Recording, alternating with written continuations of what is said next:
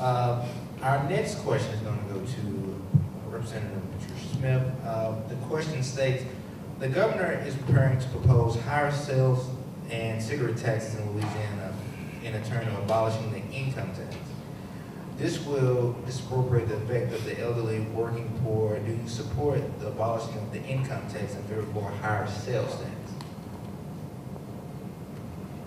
Unequivocally, no.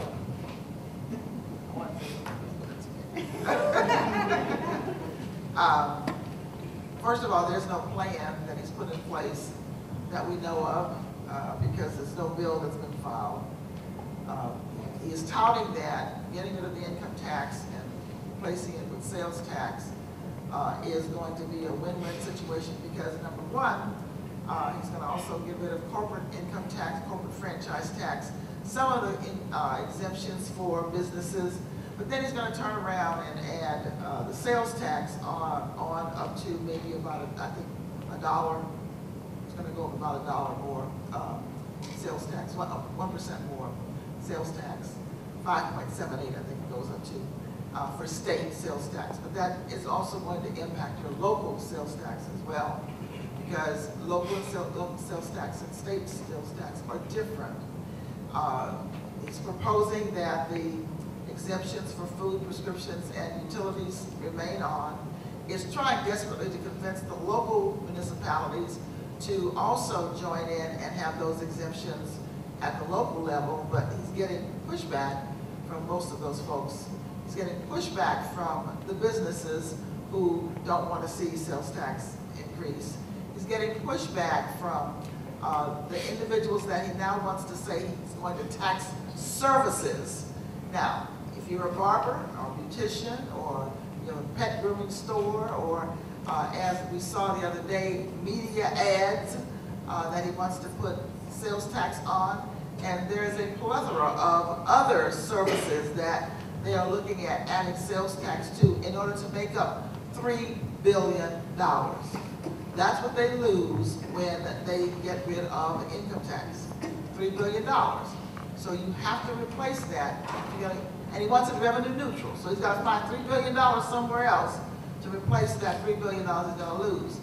I believe it's dead in the water because there's so many Republicans right now that are saying that they are not going to vote for this. They don't see the feasibility in it. And the only way I can see them changing their minds is that the governor has something that he has to offer them. And I don't know what he's going to offer them because there's no money, no capital outlay, but we just don't know where they're going to end up. But this swap in taxes is going to be detrimental to all the individuals you have there, but it's also going to be detrimental for businesses.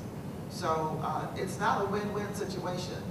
Regressive tax such as sales tax should never be placed on the backs of the individuals who he's trying to put it on. And those who are astute and using the internet to buy what they want to buy will go to the internet, continue to pay no sales tax, because they've not worked that out at the federal level yet, and how they can collect sales tax in across the country through internet sales. So those individuals will continue to, that's the wealthy, and those who are astute in using it will continue to pay no sales tax. The other folks that are impacted tremendously by this are state workers. State workers don't pay income tax.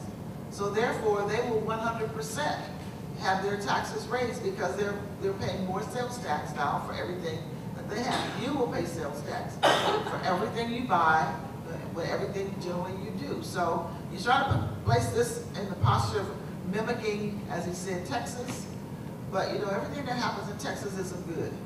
And this is just not good either. So, I don't support the income tax, and if anybody sees me pushing a green button on that, they need to come and cut my head off. Thank you, Representative Smith.